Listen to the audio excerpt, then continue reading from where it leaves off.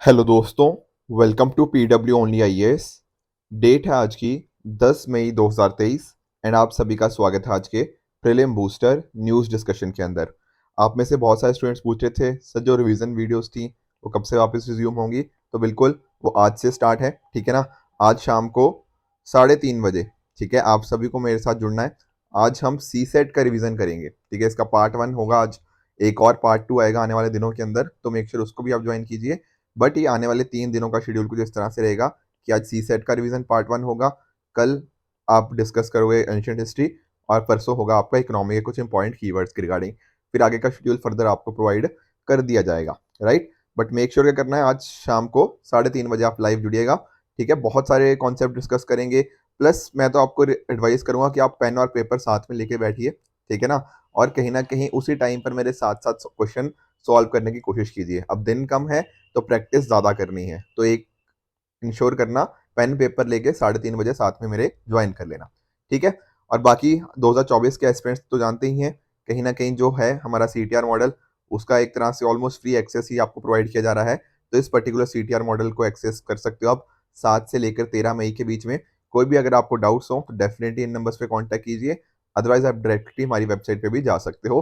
और ये foundation course आपको बहुत अच्छे से हेल्प करने वाला है इस एग्जाम को कैसे उसकी डिमांड को समझने के अंदर और कैसे उसको अच्छे से क्रैक किया जा सकता है, ये सारी चीज़ें यहाँ पे आप जान सकते हो। चलिए आगे डिस्कस करते हैं। कल मैंने आपको 2 कीवर्ड्स दिए थे, ओरांग एंड फनम। आप सभी ने बिल्कुल सही जवाब दिया है। देखो, ओरांग दरअसल में एक पर्शियन वर्ड है जिसका मीनिंग क्या होता है, वेयर हाउस, ठीक है। हम वेरी श्योर वेयर हाउस आप सभी जानते होंगे, एक ऐसी जगह होती है जहां पर जो आपकी वस्तुएं हैं, जो गुड्स होता है, उनको एक जगह पे कलेक्ट करके रख लिया जाता है, ठीक है ना। मान लो कोई चीज सेल करनी है पर अभी सेल हुई नहीं है, तो कुछ जगह आप स्टोर करके रखोगे ना, तो वेयर हाउस में उनको स्टोर किया जाता है। इसी को क्या बोलते हैं, ओरांग। कई बार जो वर्कशॉप होती है आपकी, उसके लिए भी ओरांग वर्ड का यूज कर लिया जाता है। तो आपको ये नाम ध्यान में रखना है कि ओरांग किससे रिलेटेड है, it is related to what, warehouse. उसी तरह से फनम मैंने एक वर्ड दिया था। देखो, फनम का बहुत ही सिंपल सा मीनिंग है, यहाँ बात हो रही है आपके कॉइन्स की, ठीक है ना। स्पेशली अगर मैं बात करूं तो विजयनगर एम्पायर के टाइम पर फनम्स हमें देखने को मिलते हैं, करेंसी एक तरह की कॉइन्स हैं। बाद में कहीं ना कहीं जब मद्रास प्रेसिडेंसी के अंदर भी हमें इनका यूज देखने को मिल जाता है। तो फनम का ध्यान रखिएगा, ये कॉइन की बात हो रही है। अब इसी तरह से 2 और क्वेश्चन दे रहा हूँ, मुंजनिक और ब्रह्मदया। देखो, कई बार ना प्रोनाउंसिएशन में थोड़ी गलत हो सकती है इनकी, क्योंकि थोड़े टेक्निकल टर्म्स हैं ये, पर इनका आप मीनिंग ध्यान में रखिएगा। तो कल मुझे आप नीचे कमेंट्स में बताना इनका मीनिंग क्या होता है, फिर कल हम इनके आंसर अच्छे से डिस्कस कर लेंगे। आगे बढ़ते हैं, एक इंपॉर्टेंट टॉपिक डिस्कस करना है विद रिगार्ड्स टू वेप। देखो, आप लोग सिगरेट्स के बारे में तो सारे जानते होंगे, ठीक है ना। तो सिगरेट्स आप जानते हो, जैसे इनसे कैंसर होता है, कार्सिनोजेनिक होते हैं, ठीक है ना। तो काफी सेहत के लिए काफी हार्मफुल होते हैं। इसका एक काफी लोग ना ऑल्टरनेटिव बोलते हैं, ऑल्टरनेटिव काफी लोग कहते हैं कि नहीं, ई सिगरेट, ठीक है ना। तो उसी को एक तरह से हम वेपिंग बोलते हैं, उसी प्रोसेस को समझने की कोशिश करते हैं। देखो, सिगरेट्स का तो आप सभी जानते होंगे, कभी ना कभी आपने देखा होगा किसी ने सिगरेट पीते हुए। अब ई सिगरेट के अंदर पता क्या होता है, आपके पास एक होती है बैटरी, ठीक है ना। इस तरह से होते हैं ये जो पीछे वाला ये बैटरी है एक तरह से। ऊपर आपका एटमाइजर आता है एंड सबसे ऊपर आता है एक एक मतलब एक डब्बा आता है, ठीक है। उस डब्बे के अंदर आप क्या डाल सकते हो, कोई लिक्विड डाल सकते हो। जैसे फॉर एग्जांपल मान लो आपने निकोटीन लिक्विड डाल दिया वहां पे, तो होगा क्या, जब आप कहीं ना कहीं इस बैटरी को रन करोगे, ठीक है ना, तो ये जो लिक्विड है ये हीट अप होने लग जाएगा, ठीक है, गर्मी उसमें आएगी। तो उससे क्या बन जाएगी, उससे आपके वेपर बन जाएंगे, मतलब जो भाप कहते हैं ना, भाप बनने लग जाएगी। और उसी भाप को कहीं ना कहीं आप फिर मतलब उसको फिर आप एज अ सिगरेट की तरह उसको इस्तेमाल करोगे। Getting the point. तो मैकेनिज्म इसका इस तरह से है कि जो बैटरी है वो हीट अप करती है इस लिक्विड को, एंड अकॉर्डिंगली वो भाप की फॉर्म में देखने को मिलता है। एंड वही काफी कुछ हद तक ये सिमिलर कॉन्सेप्ट हो जाता है, जैसे सिगरेट में हमें देखने को मिलता है कि जैसे धुआं निकलता है ना, तो वेपिंग का प्रोसेस ई सिगरेट्स में ऐसे देखने को मिलता है। अब ध्यान में क्या रखना है, देखो ध्यान में ये रखना है कि इंडिया के अंदर हमने ई सिगरेट्स को बैन कर रखा है। अब आप लोग सोच रहे होंगे सर ई सिगरेट बैन क्यों कर रखी है। देखो, बहुत सारे लोग ना, कि जैसे स्टूडेंट्स हैं, बहुत सारे बच्चे भी इनफैक्ट आज के टाइम पे देखने को मिलता है कि कूल दिखने के लिए कि हम इनको वेपिंग को करेंगे तो कूल दिखेंगे, ठीक है ना, उस वजह से इनको यूज करने लग जाते हैं कि यार अच्छा देखने में अच्छा लग रहा है। एंड बाद में उनको इस चीज की क्या हो जाती है, एडिक्शन हो जाती है, ठीक है ना। जो शुरू में स्टार्ट करते हैं ना, मतलब मान लो कि इस तरह की चीजें पीना, तो वहां पर वो स्टार्टिंग ऐसी चीजों से करते हैं कि एक तो देखने में अच्छा है, काफी स्टाइलिश होता है, plus at the same time उनको लगता है कि नहीं यार ये मतलब ठीक है ना। तो स्टार्ट इसलिए करते हैं, बट कहीं ना कहीं फिर इनको इसकी एडिक्शन हो जाती है। तो इसी एडिक्शन को कहीं ना कहीं रोकने के लिए हमारी गवर्नमेंट ने इनको बैन कर रखा है।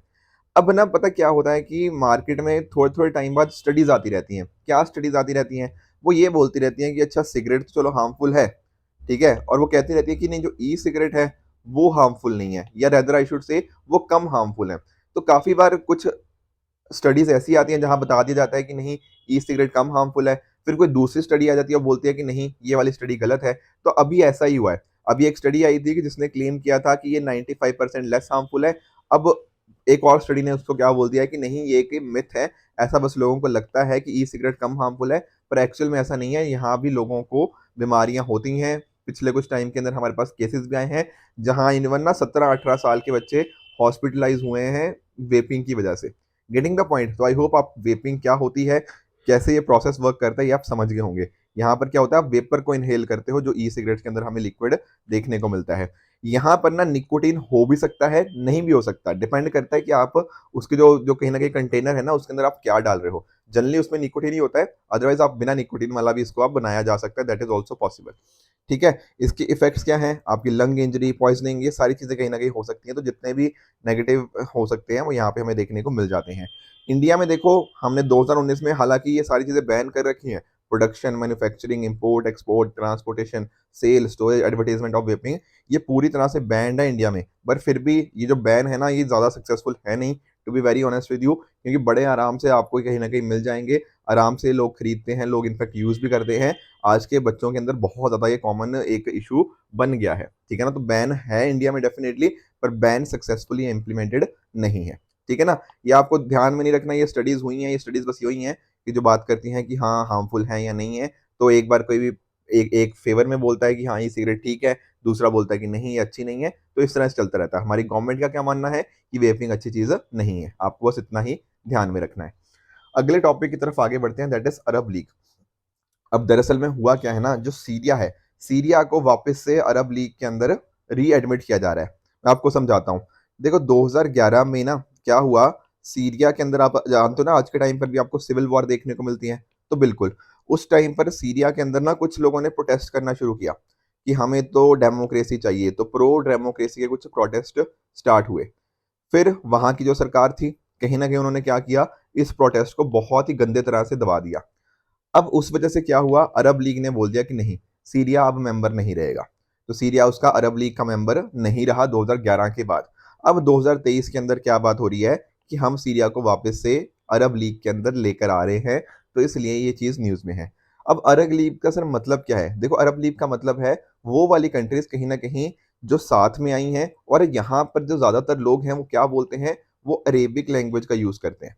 ठीक है ना, इसका नाम क्या है, लीग ऑफ अरब स्टेट। ये एक तरह की इंटर गवर्नमेंटल पैन अरब ऑर्गेनाइजेशन है डिफरेंट अरब स्टेट्स की, जो मिडल ईस्ट और नॉर्दर्न अफ्रीका के अंदर देखने को मिल जाती है। अब आप लोग सोच रहे होंगे सर क्या इंडिया इसका मेंबर है, द आंसर इज नो। ठीक है ना, इंडिया आप जानते हो ना मिडल ईस्ट और नॉर्थ अफ्रीका में है, और इंडिया में अरेबिक लैंग्वेज उतनी बोली भी नहीं जाती। बल्कि यहाँ पर टोटल 22 कंट्रीज हैं, ठीक है टोटल में। अब ध्यान में यह रखना कि इंडिया चलो मेंबर नहीं है, पर इंडिया यहाँ पर इसका क्या है, इंडिया डेफिनेटली इसका जो ऑब्जर्वर मेंबर होता है ना, ऑब्जर्वर कंट्रीज के अंदर इंडिया आता है। ठीक है, तो क्वेश्चन ना एक्चुअल में यहीं से बनेगा। 22 मेंबर आपको याद करने की जरूरत नहीं है, आप बस सीरिया का ध्यान में रख लो कि सीरिया को रीएडमिट किया जा रहा है, और ध्यान रखो कि इंडिया इसका ऑब्जर्वर कंट्री है, इंडिया एक्चुअल में इसका कंट्री नहीं है। तो इलिमिनेशन के थ्रू कहीं ना कहीं आप पहुंच जाओगे अपने आंसर तक। तो 1944 में अलेक्जेंड्रिया प्रोटोकॉल आया था, उसके बाद इसका फॉर्मेशन देखने को मिला। इसके हेडक्वार्टर्स आपको कैरो इजिप्ट में देखने को मिल जाएंगे।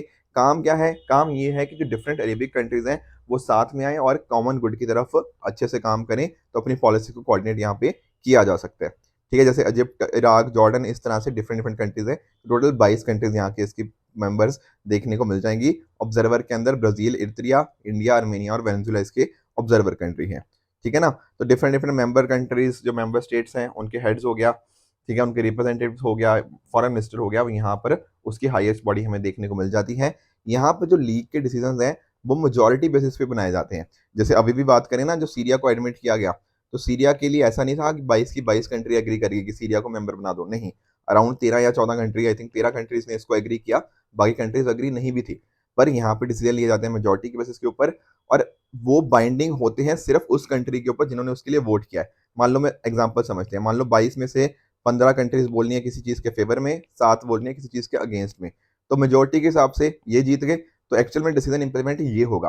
पर इम्प्लीमेंट होगा या बाइंडिंग सिर्फ इन्हीं 15 कंट्रीज के ऊपर होगा, ये बाकियों के ऊपर बाइंडिंग नहीं होगा। तो इस तरह से मेजॉरिटी बेसिस पे डिसीजन होते हैं, पर कंपेल नहीं किया जाता यहाँ पर हमारे जो रेजोल्यूशंस के थ्रू। तो आई होप अरब लीग क्या है, कैसे काम करता है, ये सारी चीजें आप यहाँ पे समझ गए होंगे। एक प्रीवियस ईयर क्वेश्चन दे रहा हूँ थोड़ा गोलन हाइट्स के रिगार्डिंग, मुझे बताओगे कहाँ पर ये आपको जगह देखने को मिलती है, तो इसका आंसर आप मुझे नीचे कमेंट्स में बताइएगा। अगले क्वेश्चन, अगले टॉपिक की तरफ बढ़ते हैं, दैट इज स्टार्ट प्रोग्राम। काफी बार लगता है ना कि स्टार्ट प्रोग्राम कुछ बहुत ही एक्साइटिंग होगा, डेफिनेटली एक्साइटिंग है, पर थोड़ा ध्यान से समझो, ये दरअसल में इसरो का प्रोग्राम है। अब जैसे ही हम इसरो का वर्ड सुनते हैं हमें लगता है कुछ ना स्पेस मिशन होगा, कुछ स्पेस में भेज रहे होंगे, ऐसा नहीं है। देखो यहाँ पर क्या हो रहा है, इसकी फुल फॉर्म समझो, space science and technology awareness training program. Sir क्या मतलब हुआ इसका? देखो हमारे बहुत सारे स्टूडेंट्स हैं, ठीक है ना, वो कहीं ना कहीं अपना करियर देख रहे हैं, आने वाले टाइम के अंदर हम स्पेस सेक्टर में जाएं, उनके लिए एक तरह की ट्रेनिंग है। सर किन के लिए? क्या school students? The answer is no. जो कहीं ना कहीं ऐसे स्टूडेंट्स जो पोस्ट ग्रेजुएशन कर रहे हैं, ठीक है ना, या फिर जो ग्रेजुएशन कर रहे हैं उनका फाइनल ईयर है, मतलब जैसे आप बीटेक कर रहे हो, मान लो आपका फोर्थ ईयर चल रहा है, तो वो वाले स्टूडेंट्स को हमें यहाँ पे देखने को मिलता है जो फिजिकल साइंसेज और टेक्नोलॉजी के अंदर काम कर रहे हैं, तो उनके पोस्ट ग्रेजुएट और फाइनल ईयर के लिए। तो यहाँ पर उनको टारगेट किया जा रहा है ताकि वो आने वाले टाइम के अंदर अपना जो कहीं ना कहीं करियर है वो स्पेस साइंस टेक्नोलॉजी अवेयरनेस के सेक्टर में लगा पाए, तो इसके डोमेन में उनको ट्रेन किया जाएगा।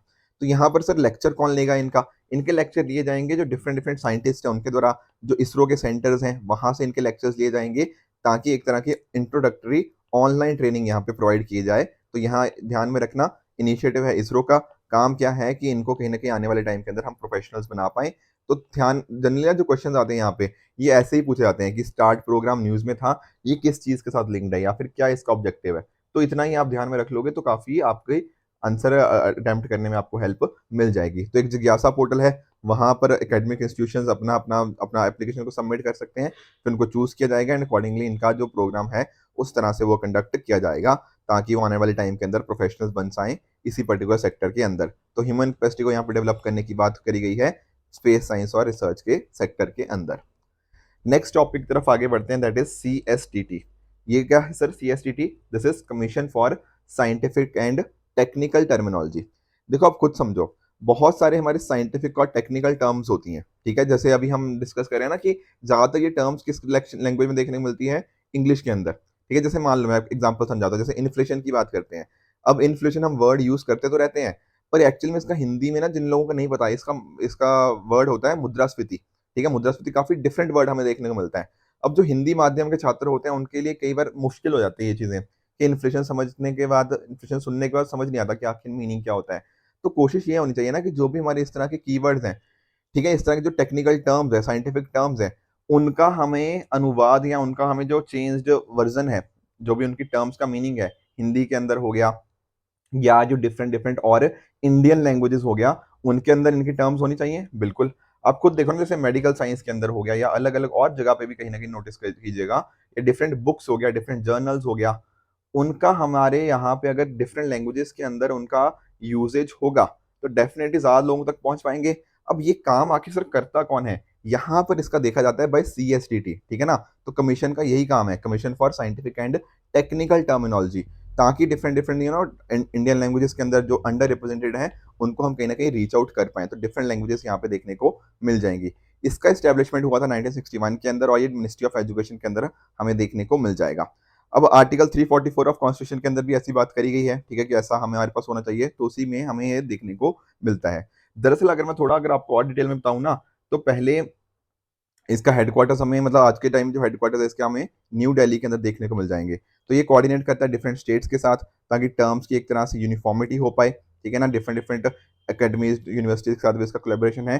टेक्निकल राइटिंग्स को हिंदी के अंदर और बाकी और इंडियन लैंग्वेजेस के अंदर भी हो, ये सारे इसके कहीं ना कहीं काम हैं। तो इन्हीं को, टेक्निकल टर्म्स को, साइंटिफिक को हम चाहते हैं इवॉल्व करना, तो यही चीज़ें इसका असल में काम देखने को मिल जाता है।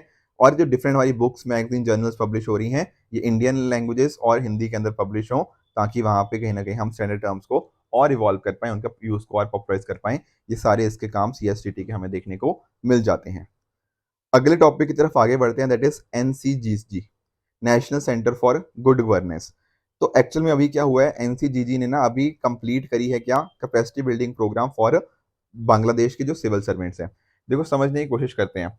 आप लोग तो सभी का ड्रीम क्या है, लबासना जाना, ठीक है, Lal Bahadur Shastri national academy of administration, उनके द्वारा ना एक सेंटर बनाया गया था, ठीक है, उसका नाम क्या था, NIAR, national institute of administrative research, ठीक है। बाद में इसका नाम कहीं ना कहीं इसके थोड़े चेंजेस करे गए और बाद में क्या बन गया, national centre for good governance.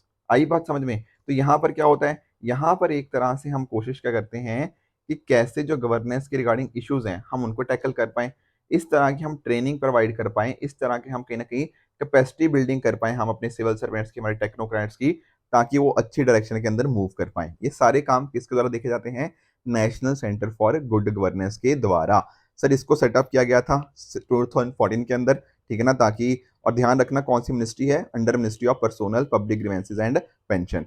काम क्या है कि गवर्नेंस रिफॉर्म्स लेके आए डिफरेंट स्टडीज के थ्रू, हमारे जो सिविल सर्वेंट्स हैं उनके लिए ट्रेनिंग कोर्सेज दे के आना, ठीक है ना, उनकी कैपेसिटी बिल्डिंग करना, उनको थोड़ा और बेहतर करना, और साथ में इंडिया तो है ही है, इसके अलावा बाकी डेवलपिंग कंट्रीज को भी हम यहाँ पे टैकल करते हैं। जैसे इस केस में हमने देखा ना, बांग्लादेश का हमने इशू यहाँ पे समझने की कोशिश करी, ठीक है ना। आपका जो इसकी हिस्ट्री थी मैंने आपको समझा ही दिया कि कैसे लबासना के थ्रू NIAR था, फिर बाद में NIAR उसके सॉरी जो NCGG है उसके बाद उसका फॉर्मेशन हमें देखने को मिल जाता है। तो यहाँ पर आप कहीं ना कहीं अपनी जो इन्फॉर्मेशन है, नॉलेज है, आप आपस में शेयर कर सकते हो, अच्छे आइडियाज एक दूसरे के साथ शेयर किए जा सकते हैं, तो ये सारे काम इसके द्वारा देखे जाते हैं। NCGG को गवर्न किया जाता है बाय गवर्निंग बॉडी, जो कि अंदर आती है किसके, चेयरमैनशिप ऑफ कैबिनेट सेक्रेटरी के अंदर। तो ये कुछ इंपॉर्टेंट वर्क्स हैं, ठीक है। साथ में आप नोटिस कर सकते हो पंचायती राज इंस्टीट्यूशंस की कैपेसिटी बिल्डिंग करना, ठीक है ना, लर्निंग और एक्शन को कैसे बेहतर किया जा सकता है, रूरल डेवलपमेंट कोऑपरेटिव्स, ये सारे काम भी इस पर्टिकुलर NCGG के अंतर्गत हमें देखने को मिल जाते हैं। अभी जो आज हमने टॉपिक डिस्कस करे उसके बेसिस पे इन पांचों क्वेश्चंस का आंसर आप मुझे नीचे कमेंट सेक्शन में बताओगे। साथ में मैंने जो आपको हिस्ट्री की दो टर्म्स दी हैं विद रिगार्ड्स टू जो मुंजनिक और ब्रह्मदया है, और साथ ही साथ जो गोलन हाइट्स के रिगार्डिंग क्वेश्चन दिया है, इन सभी क्वेश्चंस का आंसर आप मुझे नीचे कमेंट सेक्शन में बताओगे। कल जो आपको 5 क्वेश्चन दिए थे उनका आपको मैं एक बार क्विकली आंसर बता देता हूं। पहला था कृषि मैपर, तो क्या एक इंटीग्रेटेड ऐप है for Jio special data in agriculture? बिल्कुल, ये बात बिल्कुल ठीक है, हमने इसको समझा था कृषि मैपर को क्या चीज होती है। प्रोजेक्ट दंतक, क्या ये नेपाल और इंडिया के बीच में है? आंसर इज रॉन्ग, ये किसके देखने को मिलता है, ये भूटान के साथ इंडिया का एक तरह का एग्रीमेंट है, जहां पर बहुत सारी कंस्ट्रक्शन इंडिया के द्वारा देखने को मिल जाती है। लॉन्ड्रोमैट कंट्रीज हमने समझा था कैसे ये एक तरह का मतलब ना सैंक्शंस को बाईपास करने का तरीका था, कि जो तेल आ रहा है वो रशिया से पहले इंडिया में आ रहा है, इंडिया उसको प्रोसेस करके कहीं ना कहीं यूरोपियन कंट्रीज को बेच रहा है, तो ये बात बिल्कुल यहाँ पे ट्रू हो जाएगी। चौथा स्टेटमेंट आर्टिकल 355, क्या ये यूनियन गवर्नमेंट को एम्पावर करता है ताकि वो हर स्टेट को प्रोटेक्ट करे against external aggression and internal disturbance? बिल्कुल ये बात ट्रू है, हमने मणिपुर का केस समझा था, ठीक है ना, और उसमें कैसे जो चीज थी उसको हमने अच्छे से देखा था, और हमने ये भी देखा कि आर्टिकल 356 नहीं लगाया गया वहां पे, आर्टिकल 355 का यूज किया गया है। आखिरी statement Kaladan multi modal transit transport project, क्या ये इंडिया और बांग्लादेश को लिंक करेगा? द आंसर इज फॉल्स, ये म्यांमार की यहाँ पे बात हो रही है। हमने नोटिस किया था ना कल, हमने समझा सिलीगुड़ी कॉरिडोर के बारे में समझा, जो चिकन नेक कॉरिडोर होता है उसके समझा कि कैसे नॉर्थ ईस्ट के साथ अल्टरनेट कनेक्टिविटी की हम यहाँ पे बात कर रहे हैं, तो ये पांचवा स्टेटमेंट आपका यहाँ पे फॉल्स हो जाएगा। अब इसी तरह से इन सभी क्वेश्चंस का भी आपको आंसर नीचे कमेंट्स में करना है। ध्यान रखना आज शाम 3:30 बजे आपको मेरे साथ जुड़ना है सी सेट की डिस्कशन के लिए, ठीक है, कुछ बहुत इंपॉर्टेंट टॉपिक डिस्कस करेंगे, पेन पेपर साथ में लेके आना, साथ साथ प्रैक्टिस करते रहेंगे, ताकि एग्जाम में भी जब क्वेश्चन आए ना तो हमें डर ना लगे प्रैक्टिस से, ठीक है ना।